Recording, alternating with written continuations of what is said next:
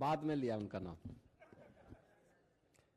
मित्रों, मैं एनडीए की इस विशेष प्रेस वार्ता में मैं आप सबका स्वागत करता हूं। आज की हमारी जो प्रेस वार्ता है ये अभी हाल ही में संसद के शीतकालीन सत्र में आदरणीय प्रधानमंत्री जी ने विकसित भारत की संकल्पना को आगे बढ़ाने के लिए देश की आधारभूत इकाई ग्रामीण क्षेत्र में अस्थायी इंफ्रास्ट्रक्चर और रोजगार सृजन के लिए जो महत्वपूर्ण कदम उठाए हैं वह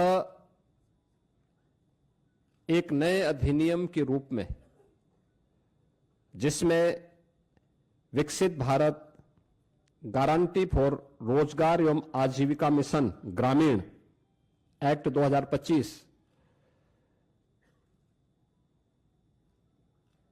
इस बात को लेकर के एक महत्वपूर्ण अधिनियम पारित हुआ है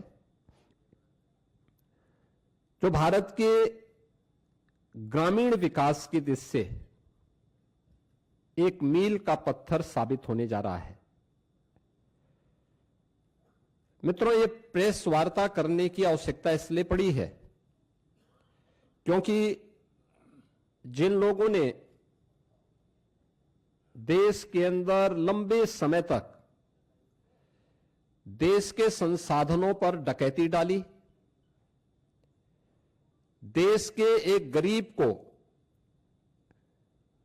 भूखों मरने के लिए, देश के नौजवान को पलायन करने के लिए, बेरोजगारी का दंश झेलने के लिए मजबूर कर दिया था, वे लोग इस प्रकार के रिफॉर्म का और इस प्रकार के एक पारदर्शी और ग्रामीण भारत के विकास का और विकसित भारत की संकल्पना का समर्थन करेंगे तो कहीं उनकी पोल न खुल जाए, क्योंकि फिर जनता जनार्दन उनसे प्रश्न करेगी कि आखिर तुम्हें भी तो मौका मिला था, तुमने ये क्यों नहीं किया।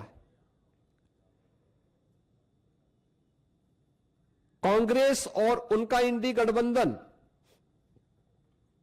इस महत्वपूर्ण अधिनियम को लेकर के कई प्रकार के प्रश्न खड़ा कर रहा है। आश्चर्य होता है कि देश के हित में, श्रमिकों के हित में, किसानों के हित में, गांव के विकास के हित के लिए उठाए गए जिस महत्वपूर्ण कदम का समर्थन होना चाहिए, जिसका स्वागत होना चाहिए और आदरणीय प्रधानमंत्री जी के प्रति, एनडीए के प्रति जिस इंडी गठबंधन को आभार व्यक्त करना चाहिए, आभार व्यक्त करने की बजाय वह भ्रष्टाचार को प्रोत्साहित करने के अपने पुराने कारनामों को ही खुल के समर्थन कर रहा है। बीपी जी रामजी एक्ट 2025, अगर हम इसकी उन विशेषताओं को देखेंगे, एक पारदर्शी प्रक्रिया, रोजगार सृजन के अधिक गारंटी और ग्रामीण क्षेत्र में अस्थायी परिसंपत्तियों के निर्माण के लिए यानी ग्रामीण इंफ्रास्ट्रक्चर में वृद्धि करने के लिए एक महत्वपूर्ण अधिनियम पारित हुआ है और यह विकसित भारत की आधारशिला बनेगी। विकसित भारत का लक्ष्य तभी साकार हो सकता है जब राज्य विकसित होंगे। राज्य विकसित तब होंगे जब हमारी आधारभूत इकाई गांव है ये विकसित होंगे। ग्रामीण अर्थव्यवस्था को जब हम सशक्त बनाएंगे, किसान हमारा आत्मनिर्भर होगा, श्रमिक को सामाजिक सुरक्षा और उसको सम्मान सुनिश्चित होगा, तब विकसित भारत की संकल्पना आगे बढ़ेगी। और उसी विकसित भारत की संकल्पना को आगे बढ़ाने के लिए उठाया गया एक महत्वपूर्ण क्रांतिकारी कदम है। मैं इसका स्वागत करता हूं और आदरणीय प्रधानमंत्री जी के प्रति उत्तर प्रदेश वासियों की ओर से हृदय से आभार भी व्यक्त करता हूं। मित्रों, यह नया कानून बनना इसलिए आवश्यक था क्योंकि जिस मनरेगा की चर्चा कांग्रेस और उसके सहयोगी दल आज ढोल पीट करके कर रहे हैं, हमें उनकी उन विफलताओं की भी चर्चा करनी चाहिए और उसके बारे में भी सोचना चाहिए। खासतौर पर अधूरी और अस्थायी परिसंपत्तियां जिनका कोई दीर्घकालीन लाभ नहीं, फर्जी जॉब कार्ड, फर्जी हाजिरी, भुगतान में कटौती जैसे व्यापक भ्रष्टाचार की शिकायतें हर एक जनपद से और हर ग्राम पंचायत से ये सुनने को मिलती थी। कमजोर सोशल ऑडिट और शिकायत के निवारण की भी कमजोर व्यवस्था, प्रशासनिक क्षमता की बाधाएं, मजदूरी में देरी जैसी समस्याएं इसमें लगातार चलती गई। खेती के मौसम के समय किसानों को मजदूर की संकट देखने को मिलते थे और एक श्रमिक जो ईमानदारी से काम कर रहा है, जब उसको काम की आवश्यकता है तब काम की गारंटी नहीं मिल पाती थी, और अगर उसने काम भी किया है तो उसको समय पे भुगतान नहीं होता था। रोजगार सृजन का विकास और अस्थायी परिसंपत्तियों के निर्माण का एक अस्थायी मैकेनिज्म इस योजना से बनाने में पूरी तरह विफल रही हैं, और इसलिए अब नए संशोधन में रोजगार की गारंटी 100 दिन से बढ़ाकर के 125 दिन किया गया है। साप्ताहिक वेतन यानी साप्ताहिक भुगतान होगा। ऐसा नहीं कि महीनों और वर्षों लग रहे हैं, अब हर सप्ताह लेबर ने काम किया तो साप्ताहिक उसे भुगतान होगा, और देरी होगी तो इसका मुआवजा भी देना होगा, यानी उसके लिए अतिरिक्त तो उसको ब्याज देना होगा। समय पर काम नहीं मिलने पर बेरोजगारी भत्ता अब कानूनी अधिकार हो गया है। यानी अगर कोई व्यक्ति कहता साहब मुझे काम चाहिए और काम नहीं दे रही है ग्राम पंचायत, तो उसके बदले में उसको भत्ता की गारंटी होगी।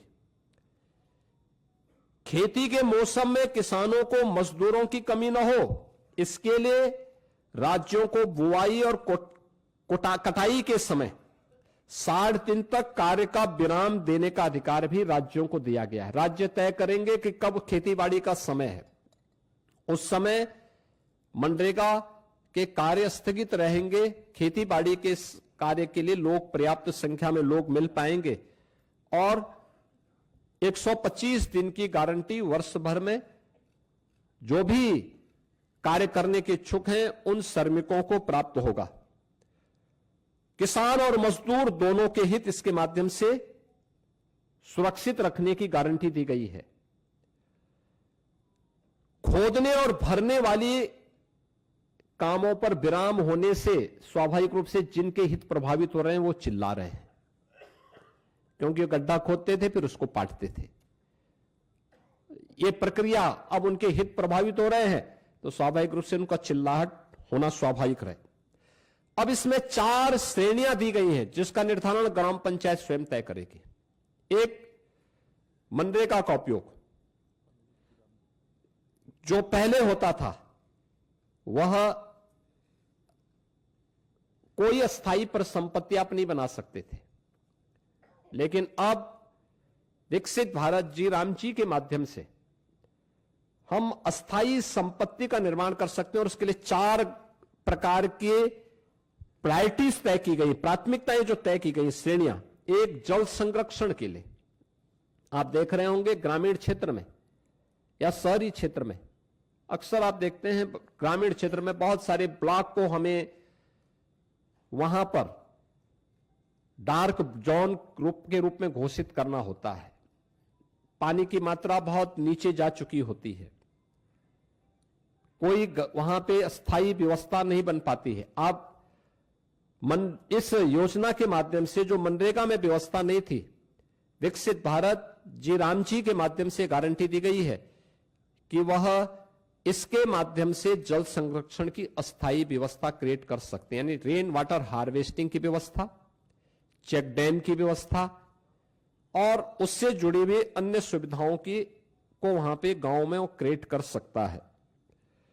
ग्रामीण बुनियादी इंफ्रास्ट्रक्चर के माध्यम से वह इन चीजों को वहां पे विकसित कर सकता है, सड़क, नाली, इन सब का विकास कर सकता है। आजीविका संबंधी इंफ्रास्ट्रक्चर को भी इसके माध्यम से क्रिएट कर सकता है, खेल का मैदान बना सकता है, ओपन जिम का निर्माण कर सकता है। गांव के पास पैसा है, गांव के पास लैंड है, गांव की मार्केट मंडी बना सकता है। गांव में सड़कों पे जहां तहां जो मंडी बनी हुई है उसको हटाकर उसको व्यवस्थित रूप से दुकानें बनवा करके एक अच्छे खाली जगह पर उसको अस्थायी रूप से सड़क से हटा करके एक सिस्टम के साथ जोड़ सकता है, जिससे सुरक्षा की गारंटी उस दुकानदार के पास भी हो जाएगी और साथ साथ गांव के पास एक इनकम का माध्यम भी हो जाएगा। इस प्रकार की उसको भी किया जा सकता है।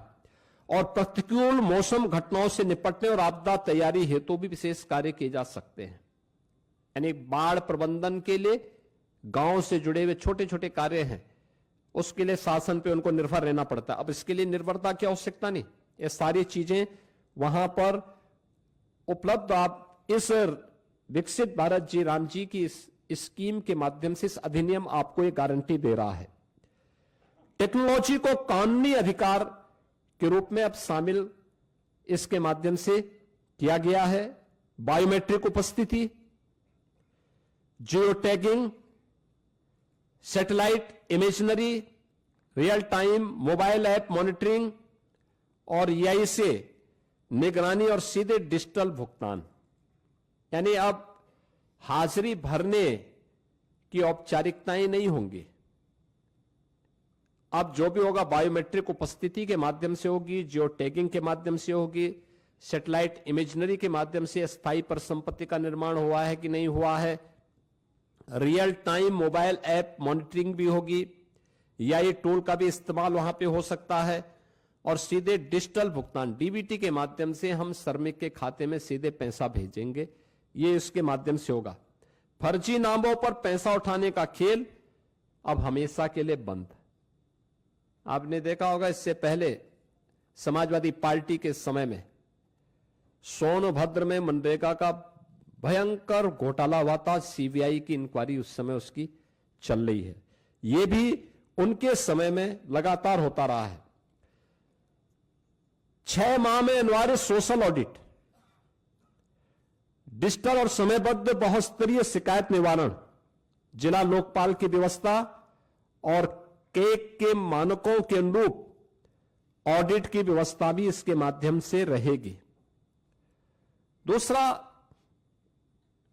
वित्तीय अनुशासन के साथ साथ यह संघीय संतुलन को बनाए रखने में भी एक बेहतर योगदान ये नया अधिनियम हमें देने जा रहा है, जिसमें केंद्र राज्य की साझेदारी 60-40 की हो गई।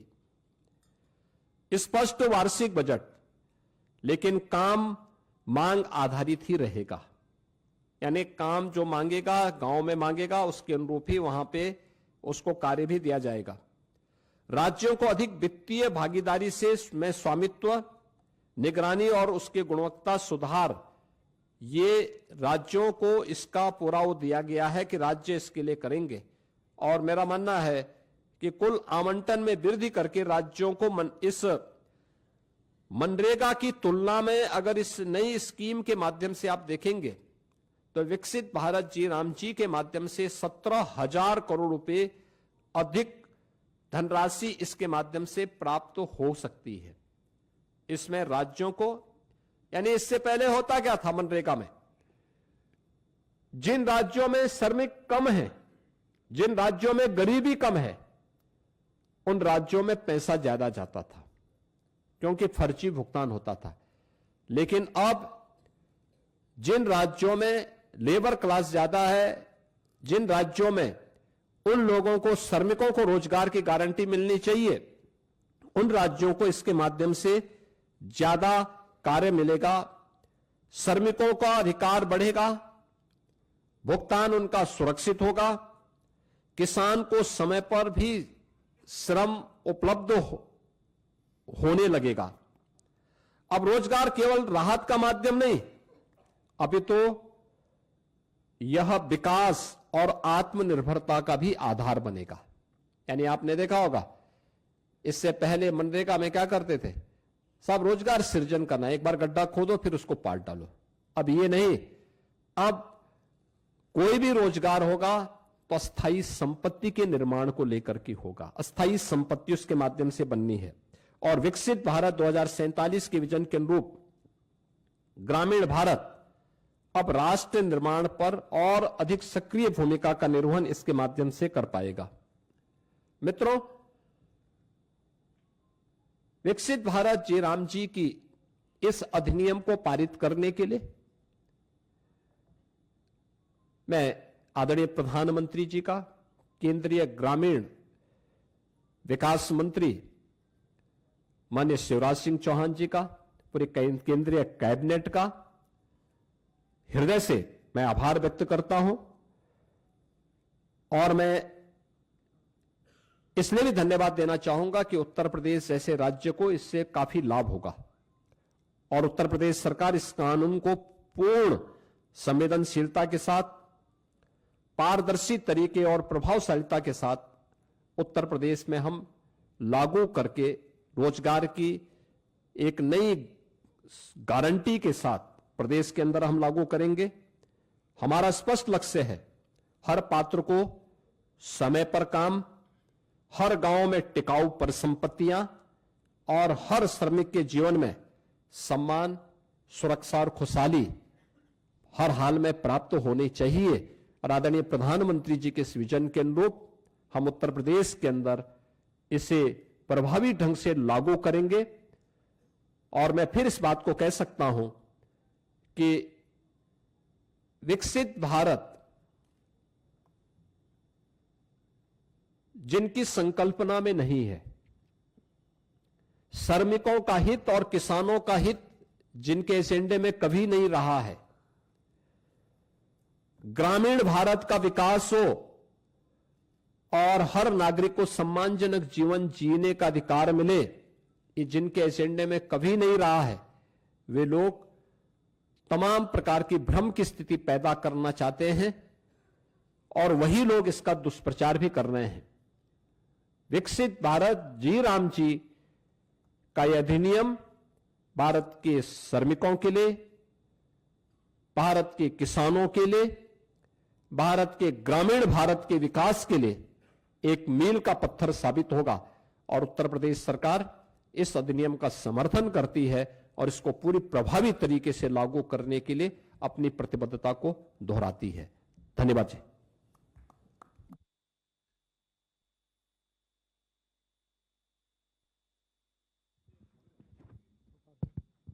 देखिए, उत्तर प्रदेश में 57,600 से अधिक हमारी ग्राम पंचायतें हैं और अगर रेवेन्यू विलेज की बात हम करें तो 1,05,000 से अधिक हमारे पास रेवेन्यू विलेजेज हैं। उत्तर प्रदेश के अंदर आज भी हमारी लगभग 67 से 70% आबादी ग्रामीण क्षेत्र में निवास करती है। उत्तर प्रदेश भारत का फूड बास्केट भी है, तो स्वाभाविक रूप से अन्नदाता किसान और श्रमिकों का बेहतर समन्वय यूपी के अंदर है। खेती के समय श्रम बल खेती के कार्यों को संपादित करने और देश का पेट भरने के लिए अन्न उत्पन्न करेगा। जब खेती बाड़ी का समय नहीं, उस समय 125 दिन की गारंटी उसको वहां पर कार्य करने के लिए, यानी महीने में 25 दिन, 5 महीने तक लगातार उन लोगों को यह कार्य प्राप्त हो सकता है और इसको लेकर के हम कार्य करेंगे। दूसरा, इसके माध्यम से उत्तर प्रदेश के उन श्रमिकों को और कार्य मांगने वाले हर एक उस नागरिक को एक तो अच्छा मानदेय मिल पाएगा, ग्रामीण क्षेत्र के इंफ्रास्ट्रक्चर को डेवलप करने में हमें मदद मिल पाएगी और गांव के लोग जो हमेशा इस बात की शिकायत करते हैं कि हमें सड़क चाहिए, हमें नाली चाहिए, हमें यहां पे इंटरलॉकिंग का कार्य चाहिए, हमें खेल का मैदान चाहिए, हमें इन कार्यों को करना है। अब ये सभी कार्य इस नई अधिनियम के अंतर्गत विकसित भारत जी राम जी के माध्यम से गांव के अंदर इस अस्थायी परिसंपत्ति का निर्माण किया जा सकता है। आपदा नियंत्रण को भी इसके माध्यम से दूर करने के लिए जो भी अस्थायी इंफ्रास्ट्रक्चर वहां डेवलप होना है या गांव की इनकम को और गांव को आत्मनिर्भर बनाने के लिए भी जो अस्थायी वहां पे इंफ्रास्ट्रक्चर देने हैं, जैसे मैंने कहा मंडी का निर्माण हो सकता है, मॉल बन सकता है। बहुत सारे ग्राम पंचायतें ऐसी हैं जो बड़ी बड़ी ग्राम पंचायतें हैं, अच्छी आबादी है, 10-10 हजार की आबादी है, उनका अपना छोटा सा मार्केट है, लोग अपनी आवश्यकताओं की पूर्ति के लिए वहां आते हैं, उनके पास परिसंपत्तियां हैं। इस पैसे का उपयोग करते हुए हम वहां पे मॉल बना सकते हैं जिसमें नए रोजगार के सृजन भी हो सकते हैं, ग्राम पंचायत उसके माध्यम से आगे बढ़ेगी। तो उत्तर प्रदेश इस दिशा में बहुत अच्छी प्रगति करेगा और उत्तर प्रदेश इसका सर्वाधिक लाभ लेने वाले राज्यों में होगा।